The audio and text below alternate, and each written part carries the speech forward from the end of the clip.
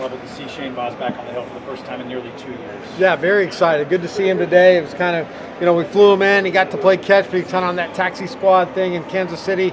Got here last night. He's got to be excited being from, Texas with a lot of family and friends. He's worked hard to get to this point. Just want to see him go out there and compete and continue making progress. He made a lot of progress in Durham, his last 3 or 4 starts. Let's continue on that path. Catching him will be Ben Rortvedt. He's been such a pleasant surprise for you guys. What have you been most impressed with his contributions? I mean, just all facets of his game.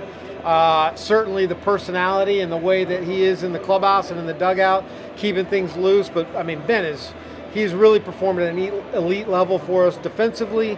He's done it with the bat. The contributions with the quality of his at-bats really stand out. I think, there were a lot of big hits yesterday. His might have been the biggest. The 2-out RBI single was huge, so fortunate that we have him.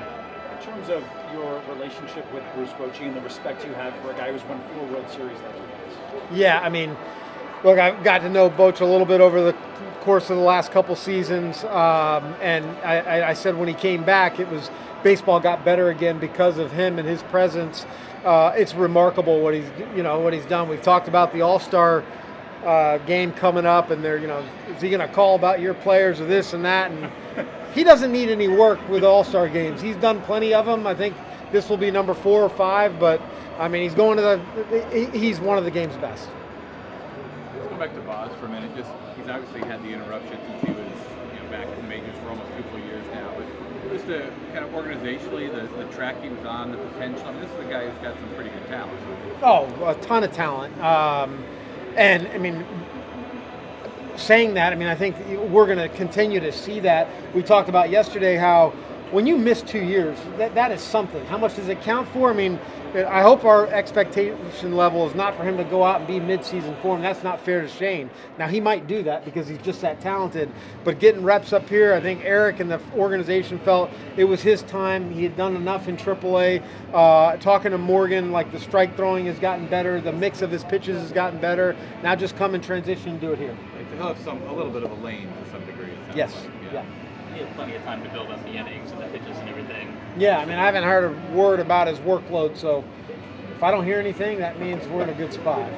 So there will be, you mentioned the All-Star game, there'll be an announcement on Sunday. It probably will be appointed by the commissioner's office unless your guys win the player vote or something. But do you feel like you have a couple candidates? We talked about Paredes, we talked about Jason Adam. Do you think there's a couple guys that are all worth discussing?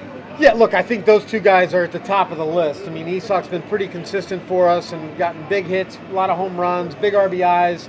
So I think him and J.A.'s consistency, in the bullpen, whether he's pitching the 9th inning or the 6th inning like he did last night, we won the game because of his versatility to come in and kind of close that inning that was going on. And then we've had some guys with our slow start. We had some guys that that probably are in that discussion a little bit more frequently, but they had slow starts. But it is nice to see Yandy Diaz kind of getting closer to the form and that bar that he set last year. But to me, Isak and Jason are the 2 guys. I hope I'm not missing anybody, but those are the 2 guys that stand out in my mind.